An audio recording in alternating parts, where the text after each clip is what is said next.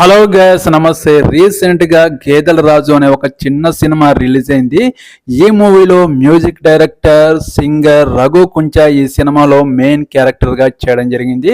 అసలు ఈ సినిమా ఎలా ఉందో స్టోరీలోకి వెళ్దాం. నా ఛానల్ ని ఫస్ట్ టైం చూస్తున్న వాళ్ళు ఎవరైనా ఉంటే ఒక సపోర్ట్ చేయండి, సబ్స్క్రైబ్ చేయండి ప్లీజ్. ఇప్పుడు ఈ స్టోరీలోకి వెళ్దాం. గేదెల రాజు ఈ సినిమాలో రఘు కుంచా మెయిన్ క్యారెక్టర్ చేయడం జరిగింది. సామాన్య వ్యక్తిలా ఉన్న రఘు కుంచా ఒక విలన్ గా మెయిన్ రౌడీ సీటర్ గా తయారవుతాడు.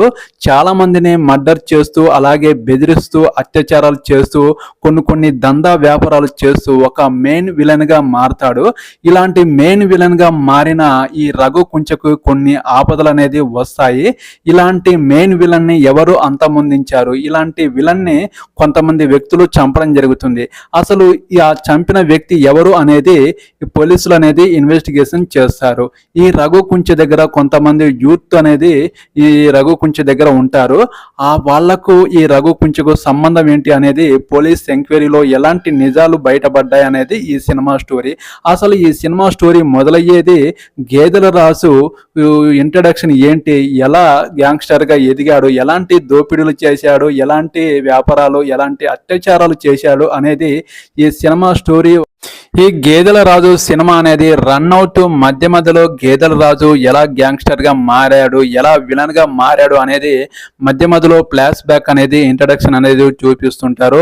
ఆ ఇంట్రడక్షన్ సీన్లు అనేది కొన్ని ఇబ్బందికరంగా అనిపిస్తాయి, కన్ఫ్యూజ్ అవుతారు చాలా మంది. ఈ సినిమా మెయిన్ బ్యాక్డ్రాప్ నడుస్తూ ఉంటుంది, అలాగే ఫ్లాష్ బ్యాక్ కూడా నడుస్తుంటుంది. ఈ రెండు విధాల్లో చెప్పడంలో కొంచెం తడబడ్డాడు డైరెక్టర్. అలాగే ఈ సినిమా కొంతమందికి అయితే నచ్చకపోవచ్చు, నాకైతే ఈ సినిమా యావరేజ్ అనిపించింది. ఇలాంటి స్టోరీలతో తెలుగులో చాలా సినిమాలు వచ్చాయి.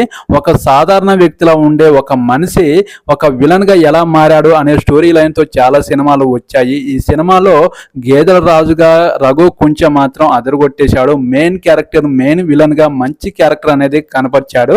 ఈ సినిమాతో మంచి నెక్స్ట్ సినిమా ఆఫర్లు కూడా వస్తాయి. కానీ ఈ సినిమా మాత్రం నాకైతే జస్ట్ యావరేజ్ అనిపించింది. టైం పాస్ కోసం మాత్రమే ఈ సినిమా చూడవచ్చు. మరీ సూపర్ డూపర్ అనేంత ఈ సినిమాలో స్టోరీ అనేది ఏమీ లేదు. నాకైతే జస్ట్ యావరేజ్ అనిపించింది. మీరు ఈ సినిమా మీద కామెంట్ సెక్షన్లో తప్పకుండా ఒక కామెంట్ చేయండి. నా ఛానల్ని ఒక్కరైనా సపోర్ట్ చేయండి, సబ్స్క్రైబ్ చేయండి ప్లీజ్. లైక్ కూడా చేయండి. మరో నెక్స్ట్ మూవీ రివ్యూతో మీ ముందుకు వస్తాను. Okay, bye.